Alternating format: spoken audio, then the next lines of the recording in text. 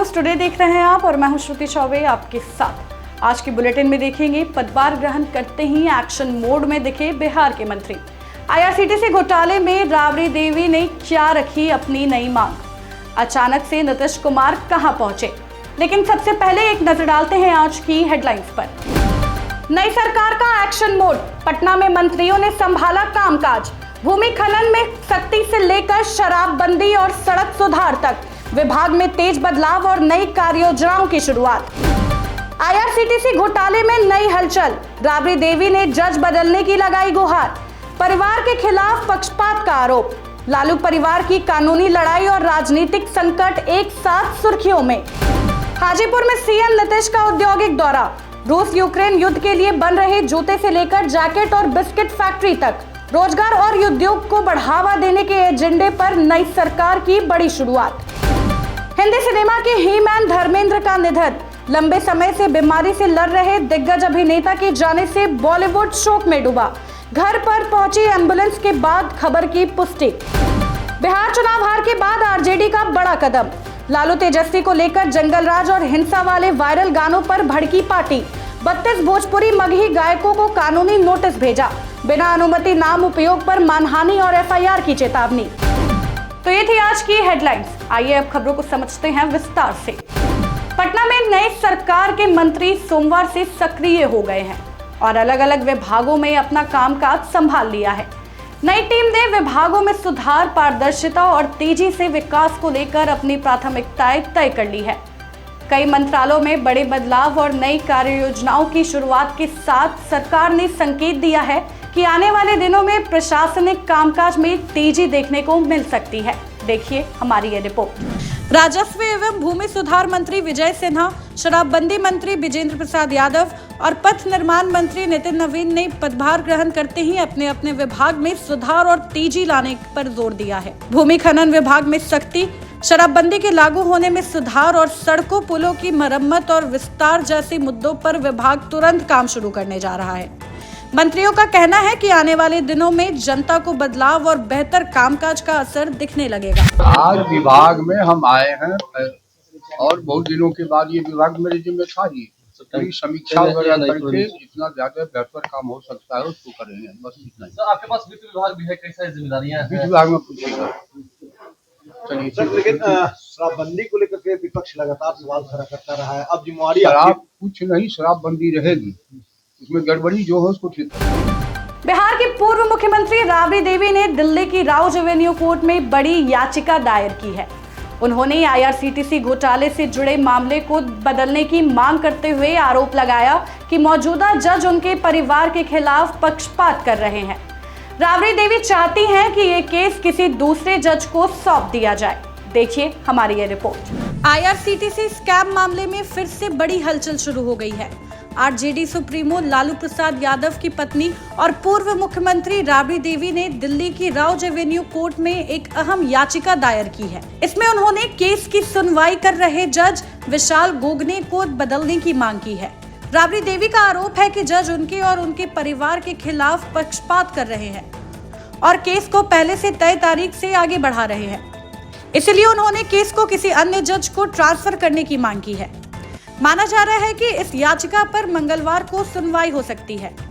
बता दें कि इसी साल अक्टूबर में जज विशाल गोगने ने लालू यादव, राबड़ी देवी, तेजस्वी यादव सहित 14 लोगों पर आरोप तय किए थे।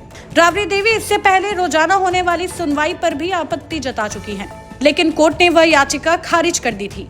तेजस्वी यादव भी इस मामले में आरोपी हैं और दिल्ली पहुंच चुके हैं। ऐसे में संभव है कि वे कल कोर्ट में पेश हो।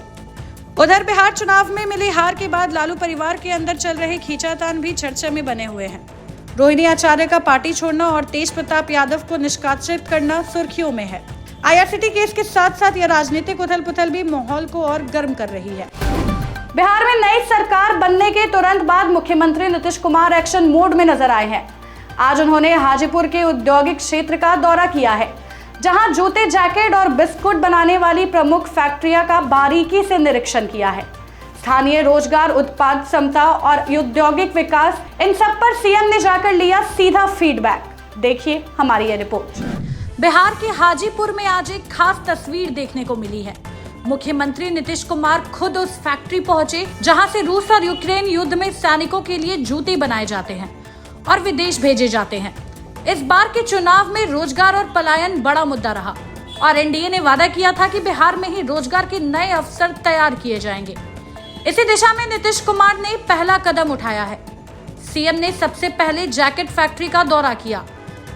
इसके बाद वे उस जूते फैक्ट्री में पहुंचे जहां सैनिकों के लिए खास जूते बनाए जाते हैं और एक्सपोर्ट होते हैं। यहां उन्होंने कारीगरों से बात की और उत्पाद प्रक्रिया को करीब से समझा। इसके बाद मुख्यमंत्री ब्रिटानिया बिस्किट फैक्ट्री पहुंचे। यहां ज्यादातर मजदूर स्थानीय मिले, जिसे देखकर सीएम संतुष्ट दिखे। सीएम के साथ मौजूद वैशाली विधायक सिद्धार्थ पटेल ने कहा, अब लक्ष्य यही है कि बिहार के लोगों को रोजगार के लिए बाहर न जाना पड़े। सरकार की कोशिश है कि राज्य में ही उद्योग बढ़े और युवाओं को घर के पास ही नौकरी मिले। तो ये थी आज की बड़ी खबरें। आइए अब बाकी की खबरों को देखते हैं फटाफट। हिंदी सिनेमा को एक बड़ा झटका लगा है। हिंदी सिनेमा के ही मैन धर्मेंद्र का आज 24 नवंबर को 89 साल की उम्र में निधन हो गया है। वे लंबे समय से बीमारी से जूझ रहे थे। आज उनके घर एम्बुलेंस पहुंचने के बाद खबर की पुष्टि हुई है। उनका निधन 8 दिसंबर को होने वाले 90वें जन्मदिन से ठीक पहले हुआ है। मुकेश सहनी ने मीडिया से कहा कि सम्राट चौधरी को गृह विभाग मिलने के बाद बीजेपी जल्द ही नीतीश कुमार से मुख्यमंत्री पद भी छीन लेगी। चुनाव हारने के बाद तेजस्वी यादव के मीडिया से दूर रहने पर उन्होंने कहा कि जल्द ही तेजस्वी यादव सामने आएंगे। बिहार चुनाव हारने के बाद राजद का आरोप है कि सोशल मीडिया पर वायरल हुए भोजपुरी मगही गानों ने पार्टी की छवि बिगाड़ी है। इन गानों में लालू तेजस्वी और राजद का नाम लेकर हिंसा और जंगल राज जैसी बातें दिखाई गई है। इसी वजह से पार्टी ने 32 गायकों को नोटिस भेजा है और कहा है कि बिना अनुमति पार्टी या नेताओं का नाम इस्तेमाल करना गैर कानूनी है। जवाब नहीं मिलने पर मानहानि और एफआईआर की कार्रवाई होगी। बेटे को मंत्री बनाए जाने पर परिवारवाद के आरोप झेल रहे उपेंद्र कुशवाहा ने एक्स पर नीतीश कुमार की पुरानी बात याद दिलाकर विरोधियों पर तंज कसा है। पोस्ट में उन्होंने लिखा है, मक्खियों को भगाते रहिए और अपना काम करते रहिए। कुशवाहा ने कहा कि बेटे की नियुक्ति पार्टी के अस्तित्व को बचाने के लिए जरूरी कदम था, इसलिए इसे गलत ना समझा जाए। गया में एक बेटे ने अपनी जिंदा मां का नकली डेथ सर्टिफिकेट बनवाकर उनकी संपत्ति अपने नाम कर ली है। मामला सामने आने पर पीड़ित मां डीएम और एसएसपी से न्याय मांगने पहुंची। मां का कहना है कि बेटे ने लालच में उन्हें जीते जी सरकारी कागजों पर मार दिया। प्रशासन ने पूरे मामले की जांच शुरू कर दी है। बिहार में बिजली कंपनियों ने शहरों में भी सिंगल स्लैब लागू करने का प्रस्ताव दिया है। मंजूरी मिलते ही 1 अप्रैल 2026 से 35 लाख से ज्यादा कंज्यूमर के बिजली बिल घट जाएंगे। 125 यूनिट फ्री बिजली के बाद बाकी यूनिट पर भी कम चार्ज लगेगी, जिससे हर परिवार को हर महीने बचत होगी। नई व्यवस्था से पूरे राज्य में लगभग 50 करोड़ रुपए की मासिक राहत की उम्मीद है। समस्तीपुर के डॉक्टर राजेंद्र प्रसाद केंद्रीय कृषि विश्वविद्यालय के पूसा में सफाई के दौरान कचरे के ढेर में अचानक एसिड का विस्फोटक हो गया। इसमें करीब आधे दर्जन मजदूर घायल हुए। 2 मजदूरों की हालत गंभीर बताई जा रही है और उन्हें रेफर किया गया है। मौके पर पुलिस पहुंचकर जांच कर रही है।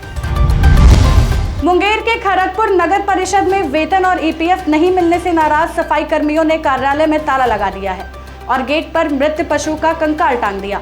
कर्मियों का आरोप है कि एजेंसी पर 12-15 लाख रुपए का बकाया है और भुगतान नहीं किया जा रहा। हड़ताल से कई वार्डों में कचरा जमा हो गया है। नगर परिषद का कहना है कि वेतन प्रक्रिया शुरू कर दी गई है और जल्द भुगतान किया जाएगा।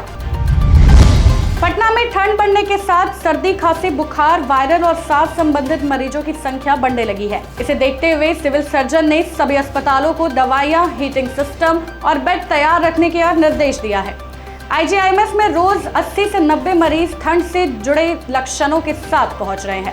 विभाग ने खासकर नवजात बच्चों, गर्भवती महिलाओं और बुजुर्ग की विशेष देखभाल का निर्देश दिया है। बीपीएससी ने एलडीसी के 14,921 पदों पर भर्ती निकाली है और आवेदन की अंतिम तारीख 24 नवंबर है। 12वीं पास उम्मीदवार ऑनलाइन bssc.com पर आवेदन कर सकते हैं। चयन प्रीलिम्स, मेंस और स्किल टेस्ट के आधार पर होगा। सैलरी 25,500 से लेकर 80,000 रुपए तक तय किए गए हैं। तो ये थी बिहार की आज की बड़ी खबरें। बाकी ऐसे ही खबरों के लिए बने रहे बिहार न्यूज टुडे के साथ। तब तक के लिए धन्यवाद।